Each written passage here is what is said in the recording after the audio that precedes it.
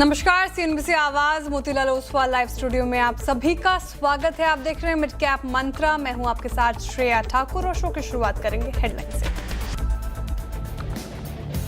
बाजार में निचले स्तरों से शानदार रिकवरी, निफ्टी नीचे से करीब 200 पॉइंट चढ़कर 23,400 के ऊपर। वही बैंक निफ्टी में भी नीचे से करीब 600 पॉइंट का सुधार, लेकिन मिड और स्मॉल कैप शेयरों पर दबाव।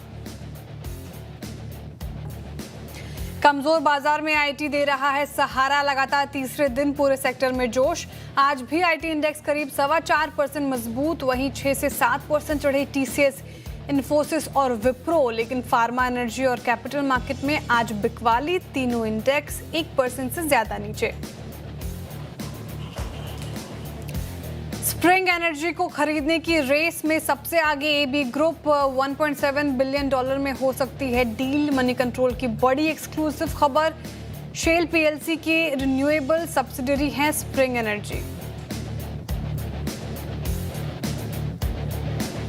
आज के 4जीपीटी सेक्टर शेयरों का जलवा, निफ्टी मिड स्मॉल आईटी और टेलीकॉम सेक्टर करीब 1.5% मजबूत। वहीं मजबूत चार्ट के दम पर चले परसिस्टेंट और ओरेकल फाइनेंशियल, लेकिन कमजोर चार्ट के चलते HUL, ICICI Prudential Life, HDFC, AMC फिसले। आज के बिग स्टॉक्स और स्पॉटलाइट पड़े सिटी कॉपर कीमतों में तेजी से, हिंद कॉपर में खरीदारी। वहीं सीएलएसए की बुलिश रिपोर्ट से चला लेंस काट। उधर गोल्ड कीमतों में नरमी से मुथूट फाइनेंस कमजोर। स्पॉटलाइट शेयर टेक महिंद्रा करीब 2.5% मजबूत, लेकिन 361 वैम कमजोर। 8% डिस्काउंट पर ओएफएस लॉन्च से 4% फिसला।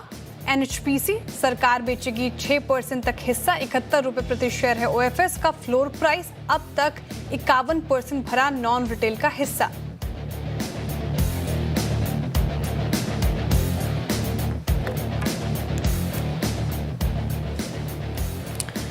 मिड कैप मंत्रा देख रहे हैं आप। ट्यूसडे का सेशन है, यानी कि एक्सपायरी का दिन, और बाजार में अच्छी रिकवरी आप देख रहे हैं इस वक्त।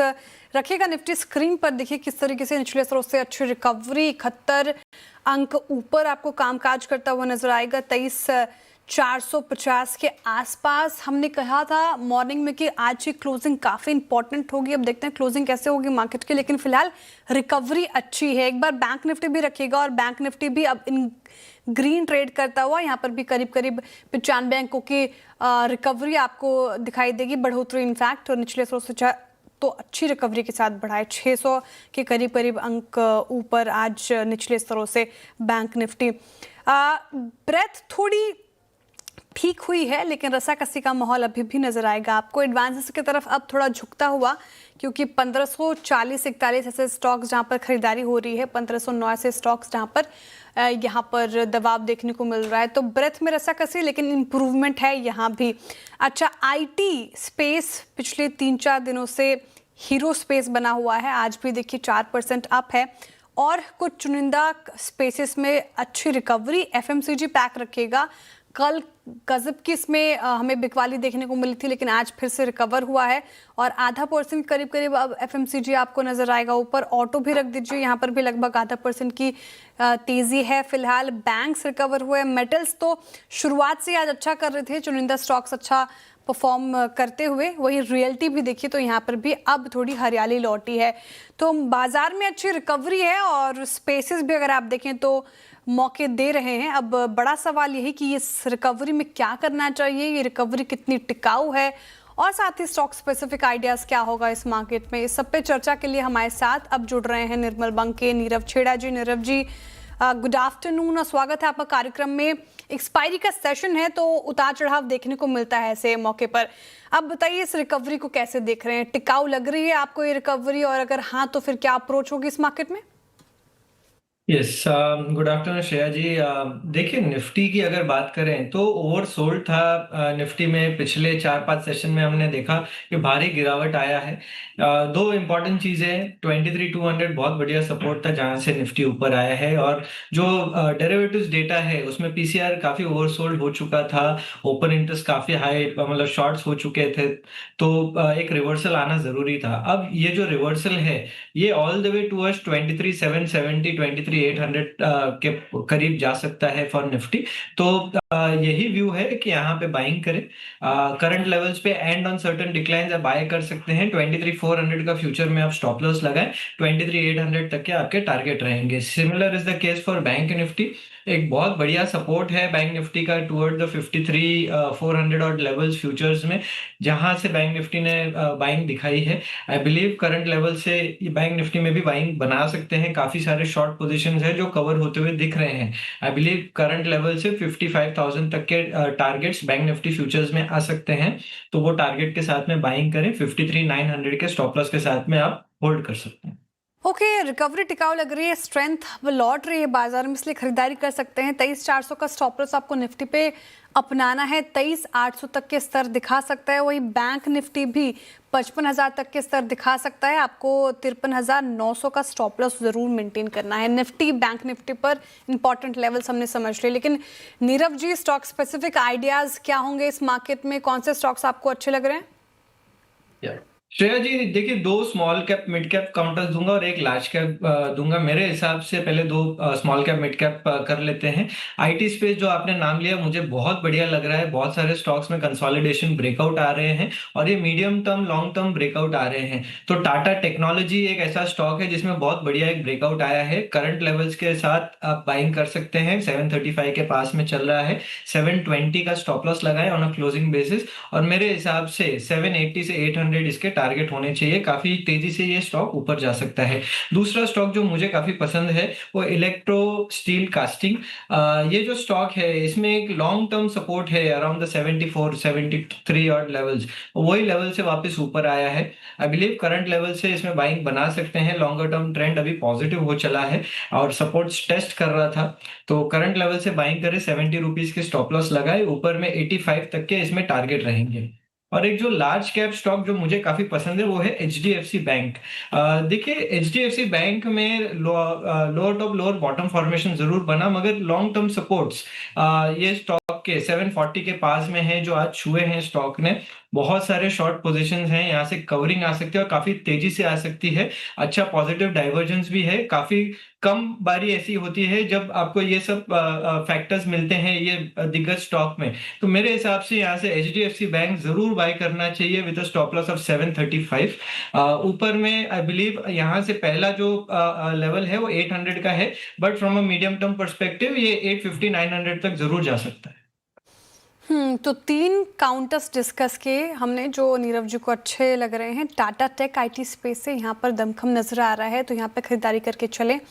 दूसरा स्टॉक इन्होंने बताया इलेक्ट्रो स्टील कास्टिंग, और यहाँ पर स्ट्रेंथ है 75 रुपये प्रति शेयर पर कर रहा है कारोबार, और 70 का आपको स्टॉप लॉस मेंटेन करना है। 80 तक के टारगेट एक्सपेक्टेड है इलेक्ट्रो स्टील कास्टिंग्स पर। और एचडीएफसी बैंक इन्होंने बताया जहां पर स्ट्रेंथ है आज के सेशन में। हालांकि काफ़ी पेशेंस टेस्ट किया है लेकिन काफ़ी करेक्ट हो गया एचडीएफसी बैंक। अब इन स्तरों पर अच्छा नजर आ रहा है। एक बार निफ्टी बैंक की कंट्रीब्यूशन रखेंगे। एचडीएफसी बैंक आज 1% के करीब तेजी, लेकिन आईसीआईसीआई बैंक नहीं, आईसीआईसीआई बैंक से नहीं उभरा। आईसीआईसीआई बैंक थोड़ा आपको बैकफुट पर नजर आएगा। हालांकि रिकवरी अच्छी है बैंक निफ्टी में भी। तो ये कुछ स्टॉक स्पेसिफिक आइडियाज हमने डिस्कस कर लिया। अब आगे बढ़ते हैं और आपको मिड कैप की तस्वीर दिखाती हूँ। मिड कैप स्पेस में कौन से काउंटर्स आज आउट परफॉर्म कर रहे हैं, कौन से स्पेसेस साथ दे रहे हैं, साथ ही कौन से ऐसे स्पेस और काउंटर्स जो बैकफुट पर नजर आएंगे आपको। सुबह से ही इनफैक्ट 3 दिनों से हम ये चर्चा कर रहे हैं कि आईटी शेयर में अच्छी खासी तेजी है। तो टाटा एलेक्साई देखिए करीब 4.5% की तेजी के साथ कामकाज कर रहा है। Mid cap IT space particularly अगर आप देखें तो ये काफ़ी अट्रैक्टिव बना हुआ है। कोफोर्ज 4.5% की तेजी के साथ कारोबार करता हुआ, नंबर्स भी काफ़ी अच्छे थे अपने पीयर से कंपेयर करें तो। एम्फेसिस भी देखिए 3.5% की तेजी के साथ कर रहा है। ओरेकल फाइनेंशियल आज का चार्ट जीपीटी हमने डिस्कस किया था, 1.5% ऊपर है। एनर्जी शेयर में देखें चुनिंदा काउंटर्स अच्छा कर रहे हैं, जैसे कि Adani total gas. Adani group के स्टॉक्स ने पिछले कुछ सत्रों से अच्छे रिटर्न्स दिए हैं। हालांकि ऊपर इस तरह से थोड़ा सा फिसला है लेकिन अभी भी 1% ऊपर है। एनएलसी इंडिया आपको लगभग 2% की तेजी के साथ कामकाज करता हुआ नजर आएगा। ईपीबी इंडिया, ये जो पावर इक्विपमेंट स्टॉक्स हैं, यहाँ पर गजब की तेजी हमें देखने को मिली है पिछले कुछ महीनों से। तो लगभग ये 2.5% अप है। और एनटीपीसी ग्रीन एनर्जी भी आज आपको 1% के ऊपर नजर आएगा। फार्मा शोरूम में आज थोड़ी बिकवाली है, इसको बिकवाली कर दीजिए। वर्क हार्ट फार्मा अगर आप देखें तो ये चल रहा था गजब की तेजी के साथ, लेकिन आज मुनाफा वसूली का शिकार हुआ है। फार्मा स्पेस पूरा 1% नीचे आपको कामकाज करता हुआ नजर आएगा, तो वहाँ पर तो दिक्कत है। और स्टॉक्स आपने देखा आपकी स्क्रीन पर, लेकिन पीएसयू बैंक्स भी देखिए ये भी बैकफुट पर है। एचडीएफसी बैंक की हम चर्चा कर रहे थे प्राइवेट बैंकिंग स्पेस में, जहाँ पर थोड़ी स्ट्रेंथ, लेकिन पीएसयू बैंक्स थोड़ा सुधरा है, लेकिन यहाँ पर प्रेशर है। यूनियन बैंक देखिए 0.5%, सेंट्रल बैंक लगभग 1%, बैंक ऑफ इंडिया भी फ्लैट है और आईओबी भी लगभग 1% की करीब गिरावट देखने को मिल रही है, लेकिन अब सुधार हो रहा है। जब तक ये बना था तब तक गिरावट थी। मिड कैप में चढ़ने वाले स्टॉक्स कौन से हैं? एक्सवेयर टेक देखिए लगभग 4% ऊपर है। एनएमडीसी कल भी तेज था और आज भी देखिए शानदार तेजी, यहाँ पर लगभग 4% के करीब ग्रो में गजब की तेजी आई है, 2.5%। और केपीआईटी टेक ये पूरा स्पेस जैसे कि हम चर्चा कर रहे हैं 3.5% की तेजी के साथ कर रहा है कामकाज। गिरने वाले एनएचपीसी नजर आएंगे आपको, इस पे डेंट पड़ा है ओएफएस की खबरों के बीच, और ये देखिए लगभग 0.6% का डेंट इस पर। न्यू इंडिया एश्योरेंस देखिए ये 5.5% लुढ़क गया। बीएसई में मुनाफा वसूली लौटी है 3.5%। और हिताची एनर्जी काफी भागा दौड़ा ये स्टॉक, लेकिन आज मुनाफा वसूली का शिकार हुआ है 3.5%। और फार्मा शेयर में बिकवाली जो कि हम डिस्कस कर रहे थे, वर्क हार्ट पिरामिल फार्मा 2.5-3% नीचे नजर आएगा। बायोकॉन देखिए लगभग यहाँ पर 3% की गिरावट, और जाइडस लाइफ में भी अगर आप देखें तो यहाँ पर गिरावट देखने को मिल रही है। वोडाफोन की खबर चल रही है, एक बार रखेंगे स्क्रीन पर। इकरा ने लॉन्ग टर्म रेटिंग BBB से बढ़ाकर A कर दी गई है, तो ये एक रेटिंग अपग्रेड वोडाफोन आइडिया के लिए। और देखिए निचले स्तरों से रिकवर हो रहा है फिर से। वोडाफोन आइडिया ने सरप्राइज किया है पिछले कुछ सत्रों से, खबरें भी अब पॉजिटिव आ रही है इसके लिए। हालांकि कल तो 14 के करीब कामकाज कर रहा था, आज भी वहीं पे है। अच्छा, अब आगे बढ़ते हैं और एक बार वोडाफोन आइडिया पे चेक लेना चाहूंगी। नीरव जी, वोडाफोन आइडिया बताइए, जिस तरीके से पिछले कुछ सत्रों से कोशिश किया है इस काउंटर ने, कैसा नजर आ रहा है? 19-20 वाले तो अभी भी फंसे हुए हैं, लेकिन जिन्होंने 7 से ले रखा था, क्या टाइम है प्रॉफिट बुक करने का, या फिर वो 20 तक का स्तर देख रहे हैं आप? तो देखिए बहुत समय बाद में ये जो स्टॉक है इसका 12 रुपए का ब्रेकआउट आ गया है। तो ये जो ब्रेकआउट है वो बहुत सिग्निफिकेंट है, बिकॉज ये विथ वॉल्यूम्स आया है। आई बिलीव करंट लेवल से अब जरूर मुझे लगता है कि 18 लेवल्स तक जा सकता है। तो जिसने नीचे में लिया है वो भी होल्ड करे, जो ऊपर लिया है वो भी होल्ड करे, थोड़ा एवरेज भी कर ले, क्योंकि मुझे लगता है यहाँ से स्लोली एंड स्टेडीली ये स्टॉक एटलीस्ट 18 से 20 के लेवल्स तक जा सकता है। कैविएट यही है कि आपको 12 रुपए का स्टॉप लॉस लगाना है, उसके नीचे अगर जाता है तो आपको एग्जिट कर देना है, क्योंकि उसके नीचे वापस फॉल्स ब्रेकआउट हो जाएगा और stock can come down all the way towards 8 levels. तो 12 रुपए के स्टॉप लॉस के साथ में आप होल्ड करें, ऊपर में 18 से 20 के आपके टारगेट हैं के होल्ड कर सकते हैं 12 के स्टॉप लॉस के साथ, और 18 से 20 तक के टारगेट एक्सपेक्टेड है। आगे बढ़ते हैं और शेल पीएलसी की रिन्यूएबल कंपनी स्प्रिंग एनर्जी को खरीद सकता है एबी ग्रुप। ये खबर हम सुबह से बता रहे हैं आपको, मनी कंट्रोल की एक्सक्लूसिव जानकारी है ये, और इस जानकारी के मुताबिक कंपनी रेस में सबसे आगे है। डिटेल्स लेते हैं मनी कंट्रोल के अश्विन मोहन से। अश्विन, गुड आफ्टरनून, बताइए क्या है खबरें? देखिए, भारत के रिन्यूएबल एनर्जी सेगमेंट या नवीकरणीय ऊर्जा के क्षेत्र में ये एक काफी बड़ा ट्रांजैक्शन है जो अभी फाइनल लेग तक पहुंच चुका है। हमारे सूत्रों के अनुसार आदित्य बिरला ग्रुप अभी इस ट्रांजैक्शन के लिए लीड कंटेंडर या फ्रंट रनर है। उन्हें मुख्य प्रस्तावक या मुख्य बिडर कहा जा सकता है, ये हमारे सूत्र हमें कह रहे हैं। रिसेंटली इस बड़ी ट्रांजैक्शन के लिए बाइंडिंग बिड्स या फाइनल बिड्स सबमिट हुए थे, और हमारे सूत्रों के अनुसार Aditya Birla group private equity firm KKR से आगे बढ़ चुका है। 2 और बिडर्स थे जिन्होंने इस ट्रांजैक्शन में इंटरेस्ट दिखाई थी पहले। एक था कंसोर्शियम टेमासेक और एनआईएफ का, और एक था एक्टिस। वैल्यूएशन की बात करें तो हमारे सूत्रों के अनुसार स्प्रिंग एनर्जी की वैल्यूएशन $1.7 बिलियन से ऊपर हो सकती है। स्प्रिंग एनर्जी है क्या? स्प्रिंग एनर्जी एक पुणे बेस्ड कंपनी है जो global energy giant Shell PLC की इंडियन क्लीन एनर्जी या रिन्यूएबल एनर्जी प्लेटफॉर्म है। तो ये है स्प्रिंग एनर्जी। अभी बिरला ग्रुप को इस एसेट में दिलचस्पी क्यों है? देखिए, बिरला ग्रुप की रणनीति काफी साफ है। आदित्य बिरला रिन्यूएबल्स है उनका वर्टिकल, जिसमें सारा क्लीन एनर्जी बिजनेस है। आदित्य बिरला रिन्यूएबल्स हाउस्ड है पेरेंट ग्रासिम के अंदर, और उनका एक्सपेंशन प्लान काफी एम्बिशियस है। 10 गीगावाट से ऊपर वो अपना कैपेसिटी लेना चाहते हैं और कुमार मंगलम बिरला भी ये सेगमेंट में काफी बुलिश है और उनके अनुसार renewable energy segment Birla group के लिए एक महत्वपूर्ण ग्रोथ ड्राइवर हो सकता है आगे के वर्षों में। शेल से हमने कांटेक्ट किया, शेल ने कंफर्म किया कि वो सूटर से बात कर रहे हैं, लेकिन डिस्कशंस के आउटकम के बारे में वो अभी कुछ बोल नहीं सकते। हमारे ईमेल जो हमने भेजे थे केकेआर और बिरला ग्रुप को, उनका कोई रिस्पांस अभी तक आया नहीं है। इन्वेस्टमेंट बैंक बार्कलेज है जो ये बड़ी ट्रांजैक्शन का सेल साइड एडवाइजर है, लेकिन एक चीज ध्यान में रखिए, कोई फाइनल डिसीजन लिया नहीं गया है, लेकिन अभी बिरला ग्रुप को एज है, ये हमें हमारे सूत्र हमें बता रहे हैं। Back to you. शुक्रिया अश्विन जानकारी के लिए। तो मनी कंट्रोल के हवाले से खबर आती हुई, हालांकि अभी भी पुष्टिकरण को लेकर थोड़ा इंतजार करना पड़ेगा, लेकिन जिस तरीके से ग्रीन एनर्जी को पुश मिल रहा है, बिरला ग्रुप के लिए बड़ी डील हो सकती है। आगे देखते हैं कैसे डेवलपमेंट होती है स्टोरी को लेकर, लेकिन आप सबसे पहले खबर सिर्फ और सिर्फ सीएमसी आवाज पर ही देखेंगे। चलिए अब वक्त हो रहा है थोड़े से ब्रेक का। ब्रेक के उस पार और स्टॉक्स और खबरों पर करेंगे बातचीत। अब बने रही सीएमसी आवाज के साथ। Welcome back. आप देख रहे हैं मिड कैप मंत्रा सीएनबीसी आवाज पर और देखिए रिकवरी अच्छी अब मार्केट में और बैंक निफ्टी एक बार रखिएगा स्क्रीन पर। अब तो 200 अंकों की तेजी के साथ कामकाज कर रहे हैं, तो बैंक निफ्टी में स्ट्रेंथ लौट रही है, लेकिन IT as a space focus में है और इसी स्पेस से इन्फोसिस की चर्चा कर लेते हैं। इस साल करीब 25% फिसलने के बाद फिर से रिकवरी मोड में इन्फोसिस नजर आ रहा है और शेयर एक हफ्ते में 8% भागा है। इस आईटी दिग्गज के रीबाउंड का क्या कहानी है, क्या मायने हैं, ये आशीष से समझ लेते हैं। Ashish, good afternoon. IT space focus में 3-4 दिनों से, लेकिन इन्फोसिस एक अलग कहानी बयां कर रहा है।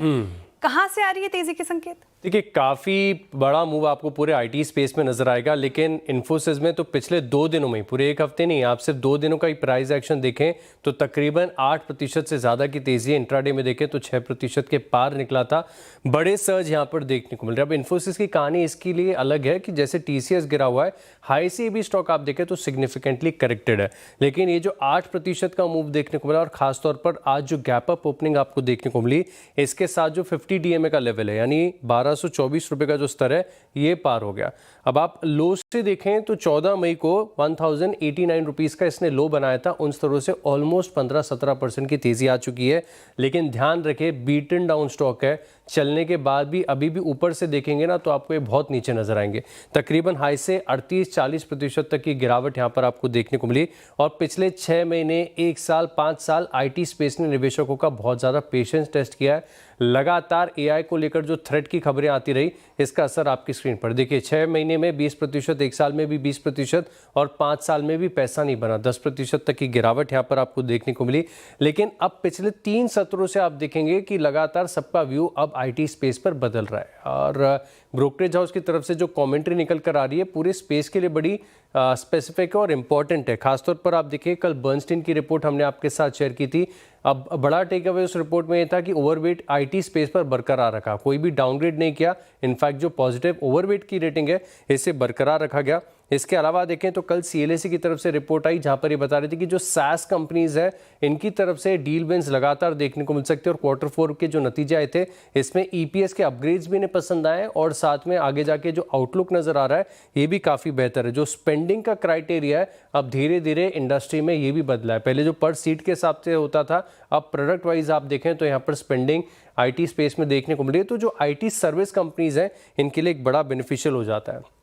आज मॉर्गन स्टैनली की तरफ से इंडिया स्ट्रैटेजी रिपोर्ट भी आई है और इसका भी एक बड़ा टेक अवे ये बता रहे कि हो सकता है कि इन स्तरों से आईटी स्पेस एक डार्क हॉर्स की तरह से साबित हो जाए, क्योंकि बहुत अंडर ओन्ड है। ज़्यादातर निवेशकों ने पेशेंस टेस्ट करके इसमें बिकवाली कर दी। लेकिन अब इन्फोसिस का प्राइस एक्शन बड़ा खास है, तो दर्शकों के एक काम की जानकारी आपके साथ शेयर कर देता हूँ। ब्लूमबर्ग का एक फीचर होता है जिसमें पता चल जाता है कि मार्केट में इन्फोसिस पर क्या व्यू बन रहा है। तो जितने भी एनालिस्ट इन्फोसिस को कवर करते हैं, इनमें से आप देखें तो 73% इन्फोसिस पर इन स्तरों पर खरीदारी की राय देते हैं।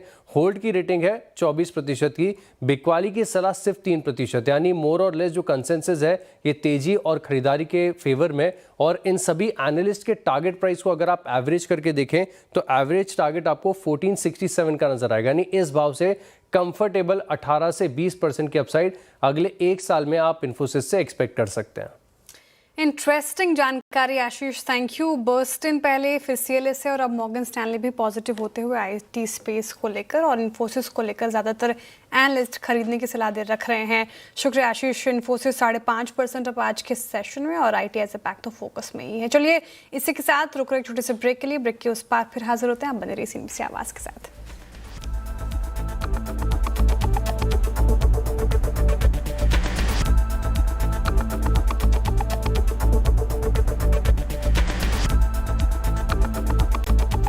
Welcome back. अब वक्त है खिलाड़ी की नंबर 1 के अपडेट का और इस हफ्ते सैमको सिक्योरिटीज़ के धुपेश धमेजा जी, इक्विनॉक्स रिसर्च के पंकज आंधर जी और रिसर्च एनालिस्ट अनुज गुप्ता के बीच मुकाबला चल रहा है। और रिटर्न कार्ड की स्थिति आपके स्क्रीन पर है। लीड ले रहे हैं पंकज जी, 5% ज़्यादा का रिटर्न इनका पोर्टफोलियो जनरेट करता हुआ और धुपेश जी का और अनुज जी का पोर्टफोलियो थोड़ा नेगेटिव साइड पर है। धुपेश जी का पोर्टफोलियो 1.5% नेगेटिव रिटर्न और अनुज जी का पोर्टफोलियो 3.5% का नेगेटिव रिटर्न लैंड कर रहा है। ये बात होगी खिलाड़ी नंबर 1 की। कोई भी अपडेट इनकी तरफ से वो हम तो CNBC आवाज़ पर दिखाते ही रहेंगे, लेकिन इस शो के बाद देखिए KYC नो योर कंपनी में आज बात करेंगे NMDC के चेयरमैन NMD अमितावा मुखर्जी के साथ बातचीत होगी और सीधे मुलाकात होगी अब मुझसे कमाई का अड्डा में। बने रहिए CNBC आवाज़ के साथ।